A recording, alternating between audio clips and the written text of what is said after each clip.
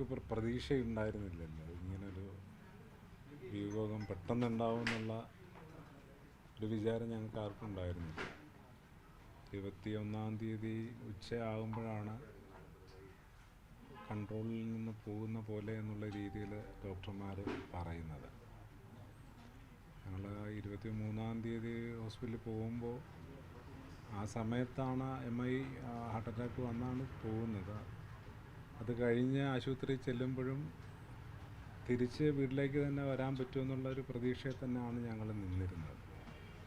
അപ്പോൾ ഓരോ ദിവസവും ഇപ്പോൾ ഹൃദയാഘാതത്തിൻ്റെ അറിയാമല്ലോ, മൾട്ടിപ്പിൾ ഓർഗൻസിന് ഇഷ്യൂസ് ഉണ്ടാകും.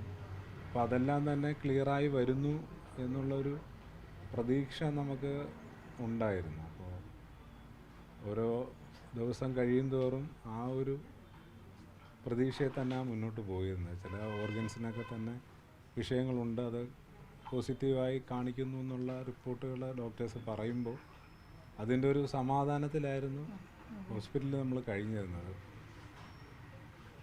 ലാസ്റ്റ് ഡേ ആണ്, ഉച്ചയാകുമ്പോൾ വിഷയങ്ങളാണ് കൺട്രോളിൽ നിൽക്കുന്നില്ല എന്ന ഒരവസ്ഥ വരുന്നത്. പിന്നെ പെട്ടെന്നങ്ങ് കഴിഞ്ഞു പോയി. അപ്പോൾ അതൊക്കെ ഒന്ന് അംഗീകരിച്ചെടുക്കുന്നതിനൊക്കെ തന്നെയുള്ള ബുദ്ധിമുട്ടുകളുണ്ട്. അപ്പോൾ അതുകൊണ്ട് തന്നെ ആര് ചോദിക്കുമ്പോഴും നമ്മൾ ബെറ്ററായി വരുന്നു എന്നുള്ള പ്രതീക്ഷയാണ് പങ്കുവച്ചിരുന്നത്. അപ്പോൾ ആ ഒരു മെസ്സേജാണ് എല്ലാവർക്കും ഉണ്ടായിരുന്നത്. അപ്പോൾ ഹോസ്പിറ്റലിൽ പാർട്ടി നേതാക്കന്മാരും അച്ഛനെ സ്നേഹിക്കുന്ന ആളുകളെല്ലാം തന്നെ ഇത് അന്വേഷിക്കുമ്പോഴൊക്കെ തന്നെ നമ്മൾ ആ ഒരു മെസ്സേജാണ് കൊടുത്തുകൊണ്ടിരുന്നത്. അപ്പോൾ പെട്ടെന്നാണ് കയ്യിൽ നിന്ന് പോകുന്ന അവസ്ഥയായി എന്നുള്ള വിവരം അവരും എല്ലാവരും അറിയുന്നു. അപ്പോൾ പെട്ടെന്ന് ഉണ്ടാകുന്ന